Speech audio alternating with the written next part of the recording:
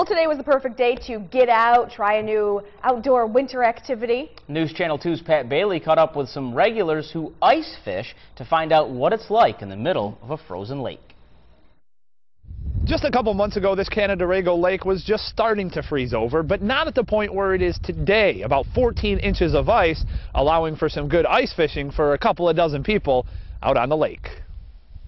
We're headed out around 200 yards, I say, to that great shack. We went trudging through the snow out onto the iced-over Canadarago Lake with Ed Anger and his buddy. We were looking to catch some fish. And we're after perch. Jack perch, they're like 14, 15, 16 inch. The two say they go fishing weekly on various lakes. Anger from Oppenheim says he was turned on to Canadarago Lake by his FedEx delivery guy who gave him the tip that the perch were biting.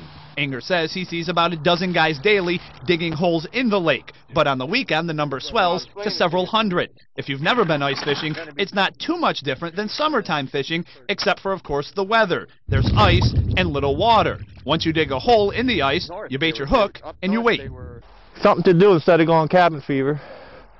I'm retired and, you know, something to do. I've been doing it for years. Plus the perch will get eaten. It took Anger only about a half hour, and he was reeling in his first perch, but it wasn't quite the size he was looking for. These we throw back. Let them grow. But that size would have been good for others, who waited, and waited, and waited, all for nothing. Anger says that most lakes in New York State will probably stay frozen until the end of March, allowing for ice fishing right up till the end. He predicts here at Canadarago Lake it'll stay froze till mid-March. Reporting on Canadarago Lake, where I've caught nothing but probably a cold, Pat Bailey, News Channel 2.